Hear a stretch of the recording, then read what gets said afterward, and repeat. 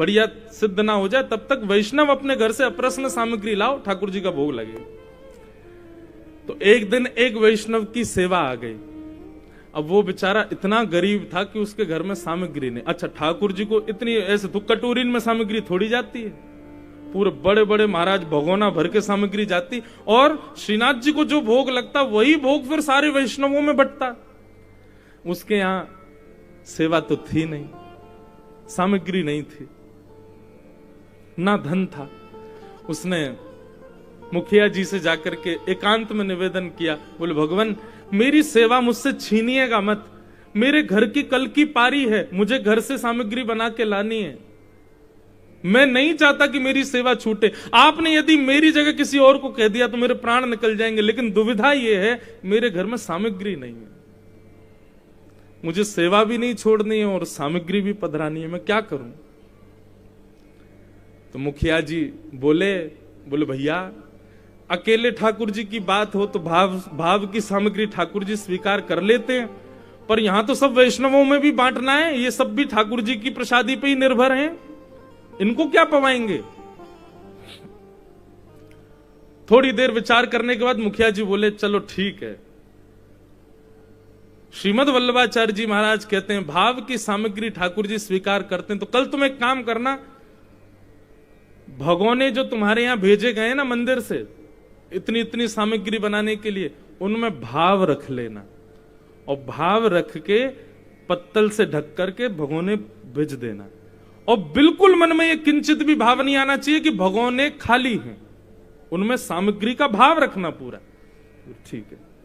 दूसरे दिन उस वैष्णव ने नेत्रबंद किए और भाव से चूल्हा जलाया, प्रत्यक्ष नहीं, भाव से चूल्हा जलाया, उस पर सुंदर पतीला रखा, उसमें देसी घी डाला, सुंदर ठाकुर जी को जो जो सामग्री निवेदित होनी चाहिए वो बनानी, सीरा बनाया, सब्जी बनाई, रोटी बनाई, दूध सामग्री बनाई, दूध घर की सामग्री सिद्ध की। इस प्रकार से ठाकुर जी के लिए बहु व्यंजन, जितने पात्र आए थे उतने पात्रों में भाव से सामग्री बना रहा था। प्रत्यक्ष में वो पात्र सारे खाली हैं, लेकिन भाव ऐसा रख रहा, आहा क्या केसर की सुगंधी आ रही है, अरे भैया कितना सुंदर हलवा सीरा बनो ठाकुर जी के काजे। दूसरे पात्र में कढ़ी डालो, ओ हो कैसी गाढ़ी गाढ़ी कढ़ी आई है ठाकुर जी, वहां में कैसे पकौड़ा तैर रहे हैं, आहा कितनी बढ़िया लग रही है, कुछ भी नहीं।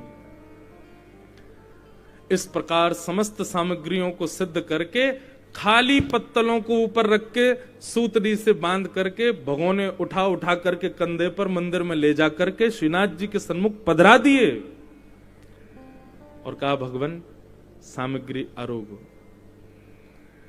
गुसाई जी ने पत्तल सब हटा दी, कपाट बंद करके ठाकुर जी का बाहर चिंतन करने लगे।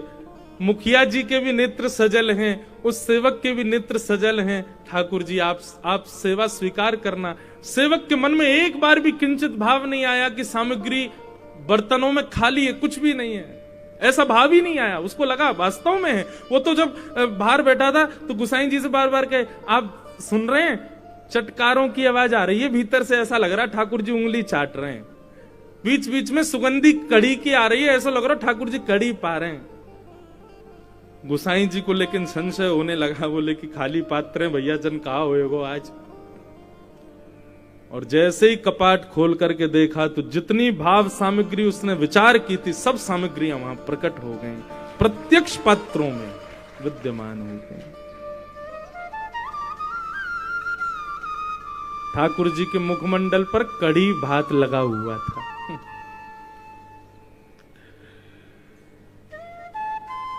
यह है अर्चन भक्ति। सामग्री कितनी महंगी है, सामग्री कितनी विशिष्ट है, यह जरूरी नहीं है, आपका भाव कैसा है। और भाव निर्मित तब होगा जब श्रवणम, कीर्तनम, स्मरणम, पाद सेवन, ये चार भक्ति जीवन में आई। मतलब सब भक्तियां आवश्यक है, तब अर्चन भक्ति। अर्चन भक्ति पर जोर मैंने इसलिए दिया क्योंकि लोग सेवा को ही सब कुछ मान लेते हैं, बाकी के भावों को उतना प्रधानता नहीं देते। ऐसा नहीं।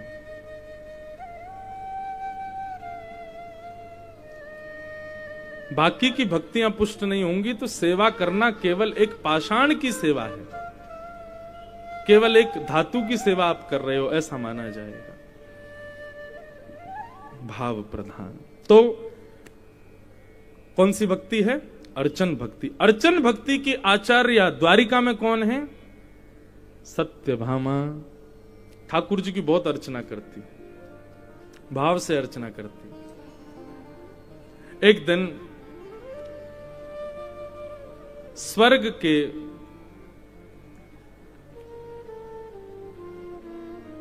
कल्प वृक्ष के सुंदर पुष्प देवताओं ने भगवान के निवेदन के लिए भेजे द्वारिका, और उन पुष्पों को जब ठाकुर जी ने प्राप्त किया तब ठाकुर जी रुक्मणी जी के कक्ष में बैठे थे।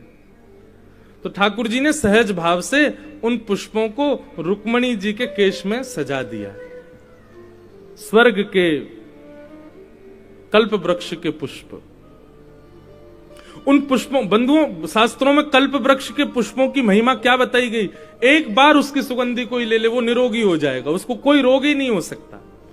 एक बार यदि उन पुष्पों को सुखा करके उनका सुंदर, उनको पीस करके उनका लेप यदि अपने अंग पर लगा ले, उसको कभी वृद्धावस्था नहीं होगी।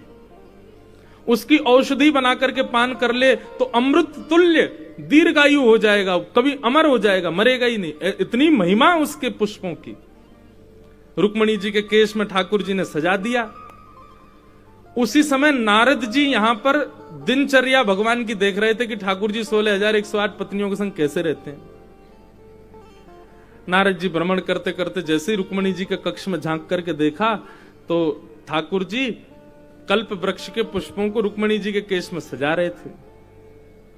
नारद जी बोले, जे बढ़िया तरीका मिला, कलेश करवा दूं मैं द्वारिका में। तुरंत दौड़ करके गए, सत्यभामा से जाके बोले, आप तो कहती हो कि ठाकुर जी आपसे बहुत प्रेम करते हैं। सत्यभामा बोली, वो तो करते ही हो, कहने की क्या बात है, सबसे ज्यादा स्नेह मुझसे ही करते हैं। अच्छा, स्वर्ग के कल्प वृक्ष के पुष्प आज द्वारिका आए थे, बताओ वो कहां है?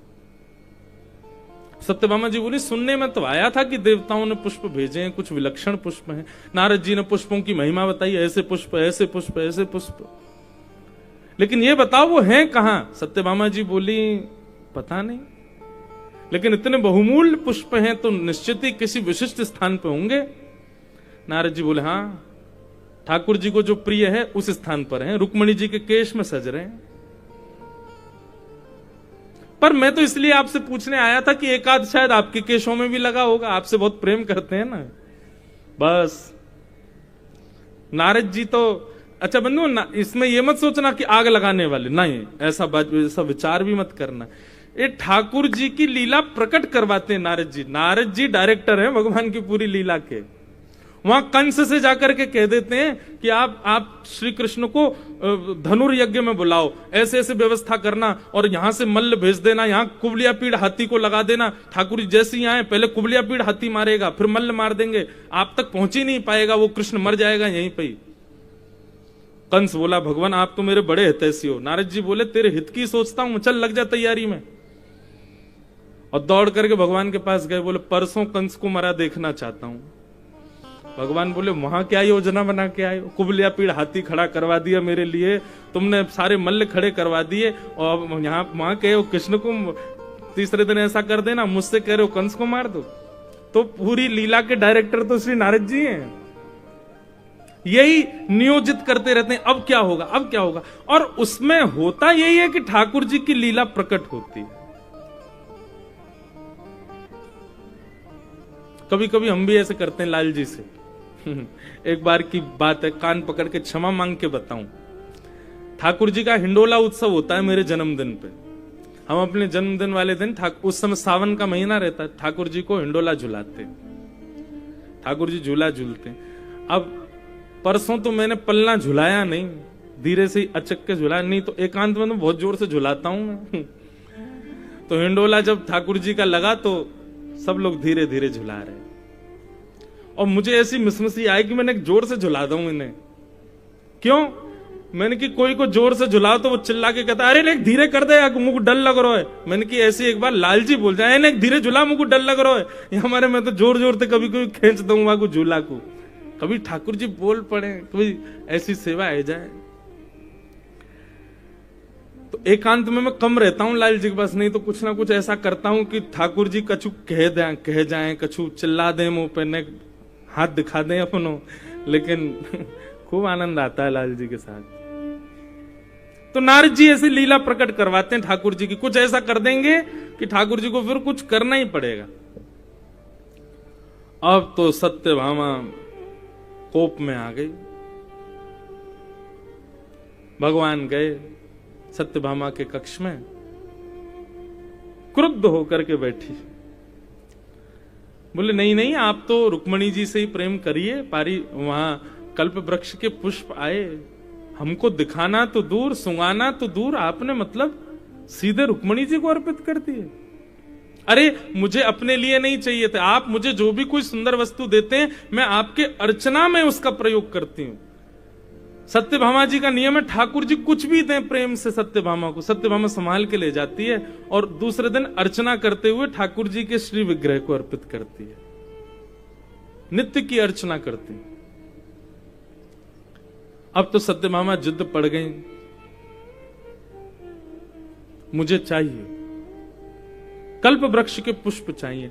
भगवान बोले देखो हमारी आदत मांगने के नहीं, देवता खुद दे गए इसलिए स्वीकार थे, अब मांगेंगे नहीं, क्योंकि देवताओं को बहुत प्रिय है कल्प वृक्ष, उसकी इतनी पहरेदारी करते हैं वे लोग कि उसके सामने वो कुछ नहीं सोचते। और हमको कहना नहीं है, क्योंकि भगवान जानते थे कि ये देवता कुछ ना कुछ फिर अलग करेंगे। लेकिन सत्यभामा जी के मन में तो योजना यही चलने लगी, नहीं नहीं नहीं, हमको तो ये चाहिए, आप इतने काम करवाते हो देवताओं के, देवता इतना नहीं कर सकते। तभी एक दिन इंद्र आदि देवताओं ने भगवान से द्वारिका में आकर के प्रार्थना की, भगवान भौमासुर नाम का एक दैत्य है जिसको नरकासुर कहते हैं, वो अदिति मैया के कानों के कुंडल चोरी करके चला गया, वरुण देवता का छत्र ले गया है। कितनी बड़ी शर्म की बात हम देवताओं के लिए कि हमारी मां की हम रक्षा नहीं कर पाए। भगवान उसकी मृत्यु केवल आपके हाथों हो सकती है, आप जाकर के उसका वध कर दीजिए और हमारी मैया के कानों के कुंडल और वरुण देवता के छत्र को पुनश्च विराजमान करवा दीजिए।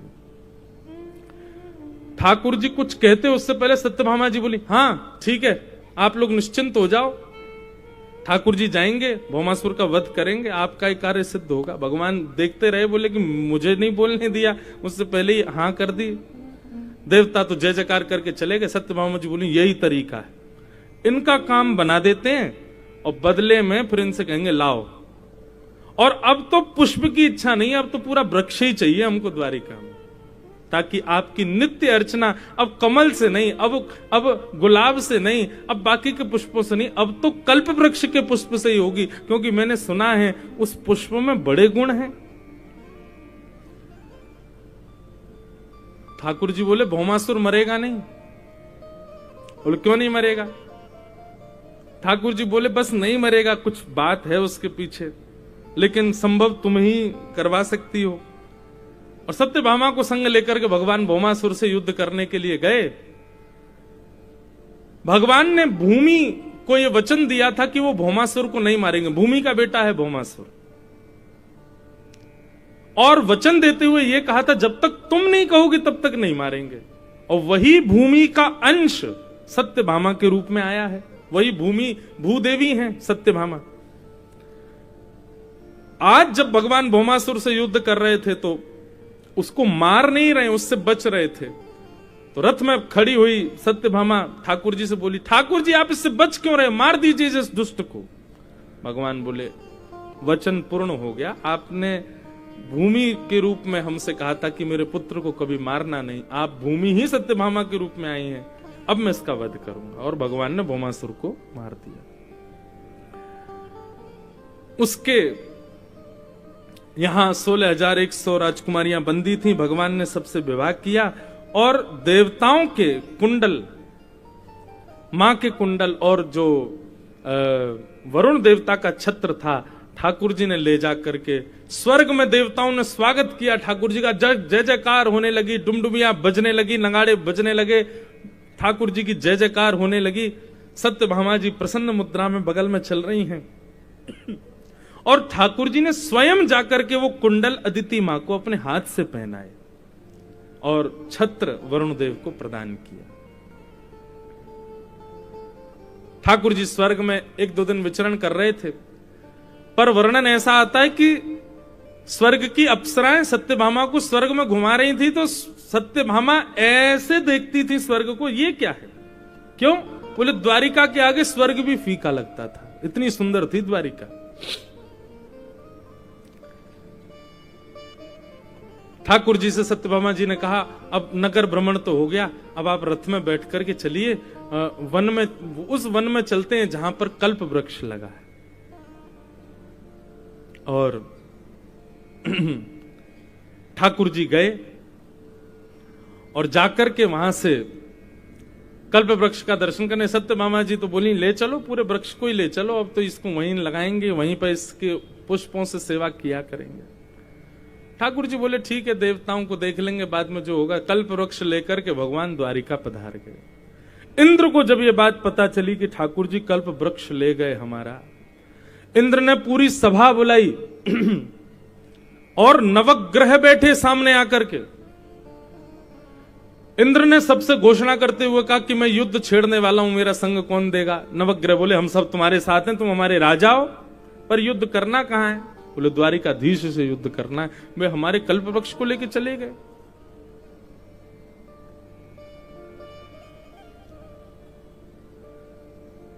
सूर्य पीछे हो गए, बोले, मैं तुम्हारा इस भाव में कोई सहारा नहीं बन सकता। कहने का मतलब अर्चना भक्ति में कोई लगा हो, कितनी सुंदर भाव है, सुनिएगा ध्यान से। अर्चन भक्ति के लिए कोई व्यक्ति क्रिया कर रहा हो, उस व्यक्ति का नवग्रह भी कभी कुछ बिगाड़ते नहीं। सत्यभामा जी के इस भाव पर इंद्र कुपित होकर के युद्ध करना चाहता, पर नवग्रहों ने अपने हाथ पीछे कर लिए। वरुण देवता से कहा, बोले आप चलिए। बोले, नहीं महाराज, क्षमा करो, ठाकुर जी से युद्ध करने की बात है, हम नहीं जाएंगे। चंद्रमा से कहा, आप चलो। चंद्रमा बोले, तुमको पता है ठाकुर जी मेरे कौन लगते हैं? बोले, कौन? बोले, मेरे जीजा जी हैं वो। क्यों? समुद्र से लक्ष्मी प्रकट हुई, समुद्र से मैं प्रकट हुआ हूं, लक्ष्मी मेरी बहन है। पूज्य जगन्नाथपुरी वाले महाराज जी विराज रहे हैं। महाराज जी ने एक बार बहुत सुंदर भाव बताया कि बड़े महाराज जी बताते थे, उनसे किसी ने पूछा कि श्री जगन्नाथ जी के ध्वज में और यहां द्वारिकाधीश जी के भी ध्वज में सूर्य चंद्र क्यों है? ध्वज का कभी आप दर्शन करो, उसमें चंद्र आकृति और सूर्य आकृति बनी होती है। इसका एक भाव तो यह है कि पूरे विश्व को प्रकाशित ये दोनों करते हैं और इन दोनों को प्रकाशित ठाकुर जी करते हैं, इसलिए ठाकुर जी इनको पूरे विश्व के प्रकाश के लिए ध्वजा में धारण करते हैं। लेकिन महाराज जी ने एक बहुत सुंदर भाव बताया, विनोद का भाव, कि लक्ष्मी जी बहुत जल्दी नाराज हो जाती हैं ठाकुर जी से, बात बात पर गुस्सा हो जाती हैं। तो ठाकुर जी को लगता है ये कहीं भी भक्त पर कृपा करने चले जाओ, ये पूरा ब्यौरा पूछती हैं, कहां गए थे, कैसे गए थे, क्यों गए थे, क्या कारण था आदि, तो पूरी सब बताओ, नाराज हो जाती हैं। तो ठाकुर जी ने अपनी ध्वजा में चंद्रमा जी को बैठा लिया। जब भी लक्ष्मी मैया क्रोध करती है, ठाकुर जी ऊपर देखते हैं, बोले साले साहब को सिर पर बैठा रखा है हमने अपने। सोई ध्वजा में चंद्रमा देख करके तब लक्ष्मी कहती, अच्छा अच्छा अच्छा, हमारे भैया का इतना सम्मान करते हैं, कोई बात नहीं ठाकुर जी, कोई बात, जैसी आपकी राजी, आपको जो बढ़िया लगे वो करो। पूज्य महाराज जी ने मुझको श्रवण कराया था, इतना सुंदर भाव। इसलिए ठाकुर जी की ध्वजा जी में चंद्रमा रहते हैं कि लक्ष्मी का क्रोध शांत कर। जब भी गुस्सा आवे लक्ष्मी को, ठाकुर जी वही देखते हैं, अच्छा तो इसको उतार दूं नीचे? नहीं नहीं नहीं नहीं नहीं नहीं, नहीं। अच्छा ठीक है, जैसी आपकी राजी। बहुत सुंदर भाव। महाराज जी ने एक भाव और सुनाया था उसी दिन। श्री जगन्नाथ महाप्रभु के कान नहीं दिखते, कानों का दर्शन नहीं है जगन्नाथ जी के, सबके कर्ण हैं। हमारे लाल जी के भी कर्ण हैं, द्वारिकाधीश के भी कर्ण दर्शन, राधारमन जी के भी कर्ण दर्शन, राधा वल्लभ जी के, सबके कर्ण दर्शन होते हैं। जगन्नाथ जी के कान होंगे भी तो इतना ठाकुर जी ऐसे वस्त्र पहन के रहते हैं, ये देखो ऐसे पूरे तैयार होके बैठते हैं, कर्ण ठाकुर जी के छुप जाते हैं। या ऐसा मान लो कि ठाकुर जी कर्ण दिखाते नहीं, क्यों?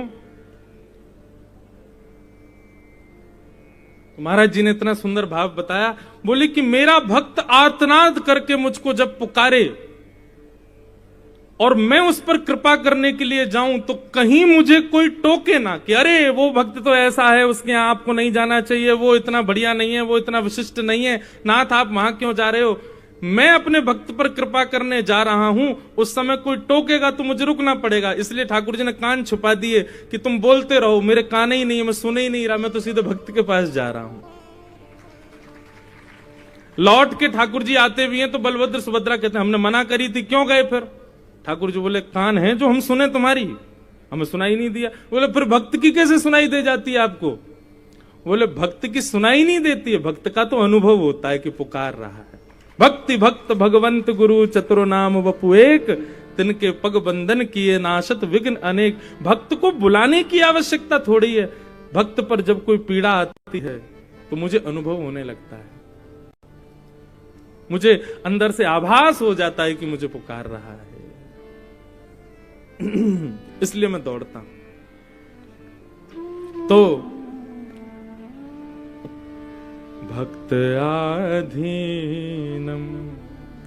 दीन दयालम राधारमणम हरे हरे राधारमणम हरे हरे ब्रज जन प्रियतम बाल मुकुंदम राधारमणम हरे हरे राधारमणम अहम भक्त पराधीन। तो चंद्रमा ने भी मना कर दिया, मैं भी तुम्हारी सहायता नहीं करूंगा। सारे नवग्रहों ने मना कर दिया। इंद्र के साथ दो लोग गए, एक का नाम मुझे याद नहीं, एक गया था इंद्र का बेटा जयंत। 3 लोग गए भगवान से युद्ध करने।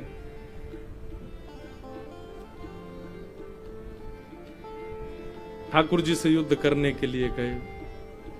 इस विषय पर भगवान ने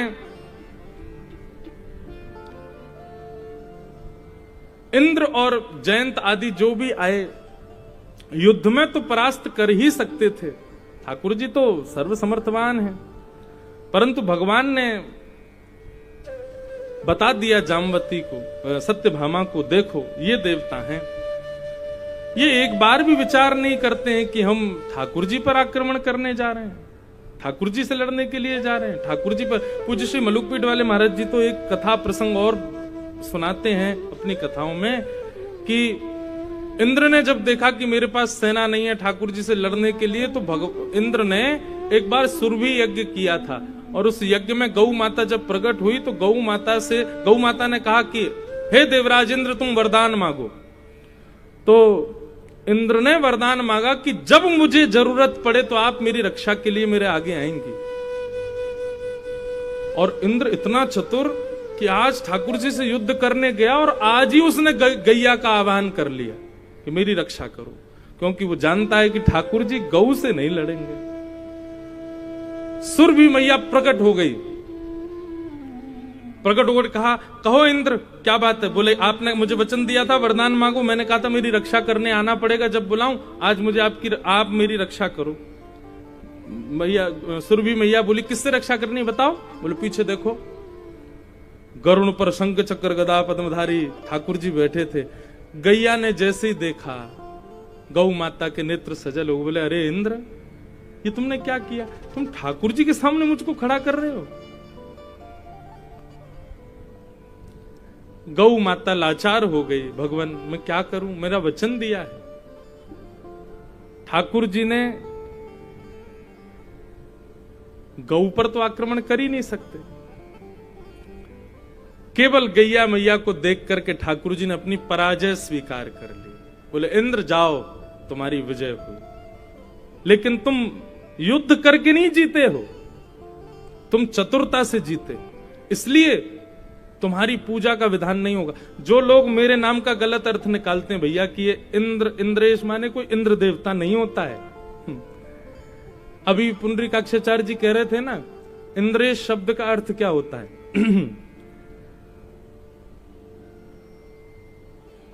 इंद्र के मान का जिन्होंने अपने नख पर गिरिराज धारण करके मर्दन किया, उनका नाम है इंद्रेश भगवान। जो इंद्र के ईश हैं और गिरिराज जी को धारण इंद्र के मान के मर्दन के लिए किया, इसीलिए श्री गिरधर लाल जी का नाम ही इंद्रेश है। इसलिए वो कह के गए कि आपका नाम तो जन्म से ही ठाकुर जी के नाम पर रख दिया गया था। कई लोग बोल देते हैं कि आप इंद्र हो, इंद्र देवता हो। इंद्र नहीं है भैया, और हैं भी नहीं कुछ, बस ठाकुर जी से नाम संबंध है। ठाकुर जी के ही नाम होते हैं सबके, देवताओं के नाम थोड़ी होते हैं हमारे। तो इस प्रकार भगवान ने सत्यभामा जी की अर्चन भक्ति को पुष्ट करने के लिए स्वर्ग के उस वृक्ष को लाकर के द्वारिका में विराजमान किया। एक कथा और सुनाए बंधुओं, ब्रज का एक भाव है। आपको पता है, एक कथा उस दिन बागेश्वर वाले महाराज जी आए थे, उन्होंने भी एक कथा सुनाई कि भगवान के एक बार पेट में दर्द हुआ तो वैद्य अश्वनी कुमार वैद्यों ने आकर के कहा कि यदि कोई प्रेमी भक्त अपनी चरण रज दे दे, वो ठाकुर जी मुख में ले लें, अपने पेट में लगा लें, तो उससे ठाकुर जी की पीड़ा दूर हो जाएगी। तो नारद जी महाराज को यह कार्य सौंपा गया, किसी भक्त की रज लेके आओ। तो नारद जी पहले तो रुक्मणी आदि पटरानियों के पास ही गए, बोले आप निरंतर भगवान की सेवा करती हैं, अपनी चरण रज दे दो। उन्होंने कहा नरक जाना पड़ेगा, ऐसा काम हम क्यों करें। कथा सबको पता है, मैं एक केवल इसका एक दूसरा पार्ट और है वो सुनाऊंगा, और उसको सुनकर के श्री जी वारे इनको बड़ो आनंद आवे वारो है। ध्यान से सुनिए। हुआ ऐसा था कि ब्रज की गोपियां सब क्रंदन कर रही थी, रुदन कर रही थी, और नारद जी वहां बैठ करके उनको समझाने गए। बोले आप लोग विलाप मत करो, ठाकुर जी का स्वभाव है, अब मैं क्या कहूं, ठीक है आगे की लीलाएं भी तो जरूरी हैं। गोपियां कहने लगी ए बाबा तू हमें ज्ञान मत देवे, चल चलो जाए आते आके यहाँ पे बोल लो है। नारद जी बोले एक तो हम समझा रहे हैं, ऊपर से हमको ही डांट रही हो। बोले तू कहा जाने हमारो प्रेम। नारद जी बोले एक तो मैं समझा रहा हूं तो आप इतना नाराज क्यों हो रही हैं। ठाकुर जी बाहर इसलिए गए क्योंकि लीला आगे की करनी जरूरी है। गोपी बोली ठाकुर जी हमसे दूर है ही नहीं, और तू बाबा डटोर है, अभी तो को दर्शन करा मैं। गोपियां नेत्र बंद करके ठाकुर जी का स्मरण करने लगी। 1 घंटे तक स्मरण किया, ठाकुर जी नहीं पधारे। तभी गोपियों के बीच में श्री जी बैठी थी। श्री जी ने जैसे ही नेत्र बंद करके ठाकुर जी का आह्वान किया, इतने में त्रिभंग लली श्याम सुंदर वृंदावन में प्रकट हो गए, और प्रकट होकर के सब गोपियों ने प्रणाम किया, लीला करने लगे। गोपियां बोली देख ले बाबा हमें समझावे आयो है, ठाकुर जी तो निरंतर हमारे पास ही रहे। बोले निरंतर पास रहते थे तो फिर 1 घंटे तक क्यों याद किया आपने, एक बार में ही क्यों नहीं आ गए। बोले ये ठाकुर जी से हम तो को पूछवा में। सब जाके बोली ठाकुर जी इतना समय क्यों लगाया आपने आवे में। बोले कारण ये था कि जब समूह में सब लोग मेरा चिंतन करते हैं और उस समूह में एक भी व्यक्ति यदि मेरे प्रति अविश्वास रखता है तो पूरे समूह को ही मेरी प्राप्ति में विलंब होता है। आपका पूरा समूह तो बहुत भाव से कर रहा था, लेकिन जो बाबा के हृदय में अविश्वास था, इसकी वजह से 1 घंटा विलंब से आए हम। नारद जी को तो अपना बड़ा अपमान लगा। नारद जी बोले अब तो मैं वृंदावन आऊंगा ही नहीं, यहां तो कोई समझता ही नहीं हमको कुछ भी। बोले मैं तो द्वारिकाधीश के पास ही जाऊंगा। तब नारद जी द्वारिकाधीश के पास आए तो देखा नारद जी द्वारिकाधीश यहां भूमि पर पड़े पेट पकड़ के रोदन कर रहे हैं। नारद जी के मन में यह आ गया था ना कि गोपियों का प्रेम तो साधारण है, इसलिए वहां से कथा प्रारंभ होती है। तब अश्वनी कुमार वैद्यों ने कहा कोई प्रेमी भक्त चरण रज दे तो ठाकुर जी को लगा के स्वस्थ हो जाएंगे।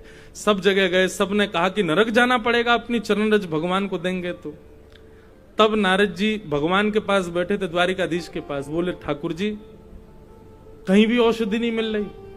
भगवान बोले सब जगह हुआ है तुम। बोले हाँ। ब्रज गए। बोले मां नहीं जाऊंगा, वहां तो गोपियां मुझको ऐसे लताड़ देती हैं मैं नहीं जाऊंगा वहां पे। ठाकुर जी बोले एक बार चले जाओ। नारद जी बोले ठीक है, आपकी पीड़ा को मद्देनजर रख के चला जाता हूं,